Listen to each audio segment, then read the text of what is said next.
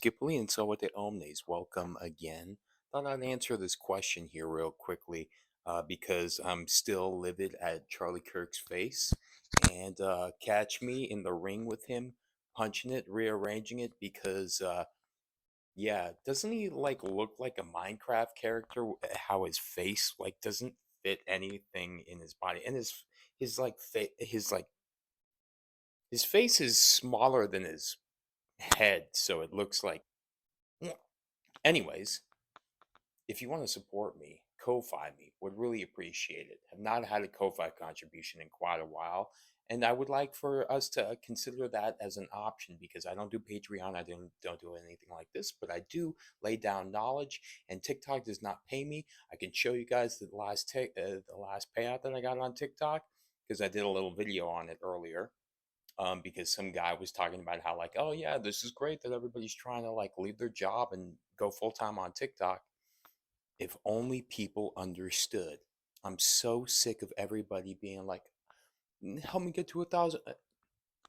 Like I said before, when something becomes so oversaturated, then it becomes diminished. So if everybody on TikTok has 20,000, 30,000, 40,000 followers, then kind of raises the bar. Think of it as like inflation. In meaning into, inflation coming flatula, which means to kind of blow up. It's where you get flatulence from. So, if you didn't know, now you know. But it's kind of like algorithmic inflation that's happening here. If everybody's getting all the followers, then that kind of denigrates those that have 20,000 and has to raise the bar, aka inflation, right? When we print too much money, it depreciates the value of the dollar, in which case more is ended up printed.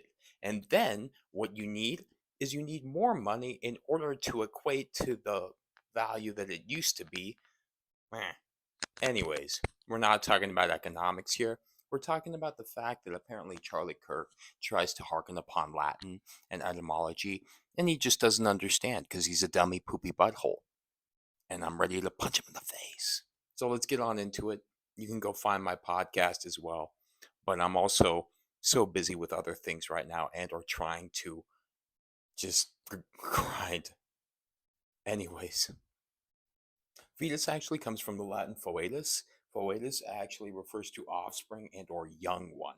So I don't know what Charlie Kirk had to say about that, but that's really where it comes from. I could get into the linguistic etymology, Proto-Indo-European, as to why that OE ends up just kind of sloughing off that O, and that's where we get fetus from. Now, this is also where we could harken upon some Greek here. We have embros. Embros. There you go. I just wanted to give you guys the Greek here. And in this case, embros refers to growing. M is within. Bros means to swell, actually. To swell within would be its etymological derivation because Greek really likes to utilize a lot of prefix.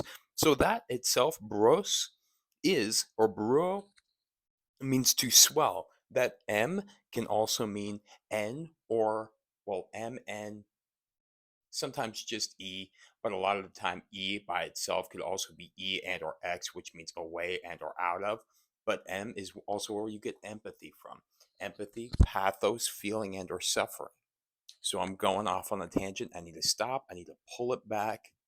Hope you learned something new.